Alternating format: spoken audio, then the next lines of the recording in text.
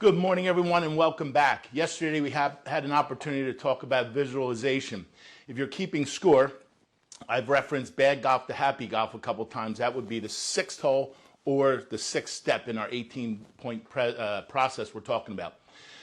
Had an absolutely outstanding instant message from a gentleman named Patrick Mackin. He's actually out in Hawaii.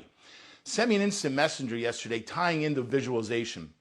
Sent me a story that talked about the Hanoi Hilton.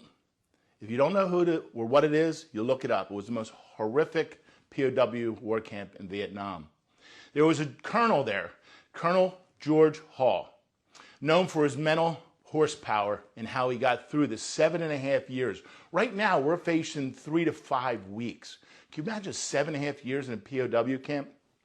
His plane was shut down on September 27, 1965, over northern Vietnam. He was put into a POW camp and put in a cell 7 by 7, along with the rest of the POWs who were in the same thing. They were abused with social anxieties. They were beaten. They were abused. They were given 300 calories of food a day. He lost 100 pounds when he was in there.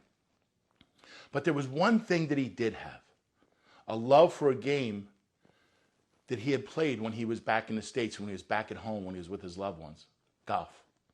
And he decided what he was going to do was he was going to visualize how to get through this time of being isolated, playing golf. So every morning he got up and he visualized playing 18 holes of golf. He would stand there and use his thumb as the club and then visualize the swing, and he'd play the whole 18 holes.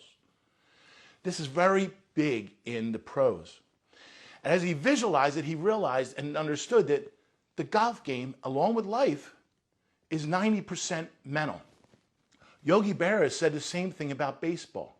It's 90% in our mind. It's all mental. 10% in the presentation of what we do.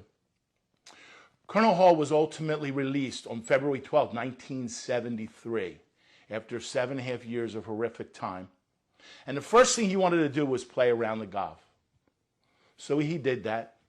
And then he got invited to a golf tournament, a Pro-Am golf tournament, the New Orleans POW Pro-Am golf tournament on March 21st, 1973. 6 weeks after 7.5 years in confinement. Think about that, everybody. Physically abused, mentally abused. And all he did was visualize playing a golf game. But he decided to go play. And remember, when he went into the military, he was a 1 handicap. For those who don't understand golf, that means you hit within 1 point of par, which is very difficult to do. Bottom line came down to it. He played the tournament. He actually hit a 76. For 7.5 years, he played a game in visualization in his mind, while he also worked on practicing science, language, mathematics that kept him sharp, that when he came out of his messiness, like we're in right now, he went into his brilliance and hit and loved a game of golf and played the same way. It's called being in the zone. You can choose to be in the zone. Professional athletes are in the zone. Professional executives, professional teachers, you get in a zone of sharing things, that's where you want to be. Try to figure out how to be 90% there and in the zone. Colonel wrote a book, it's called Escape the Box.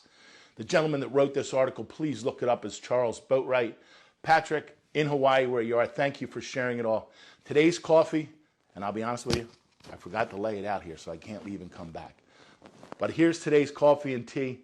It is to all the military around the world that is protecting us, bringing deliveries to us, and on top of us, keeping our sick safe on our ships and also around the world. Thank you to our military. Be well. God bless. We got an excellent, exciting time tomorrow because we're going to put all this in the process of how you're going to ultimately make your perfect round of golf or your perfect round of week or your perfect round of life. Be well. Go get them.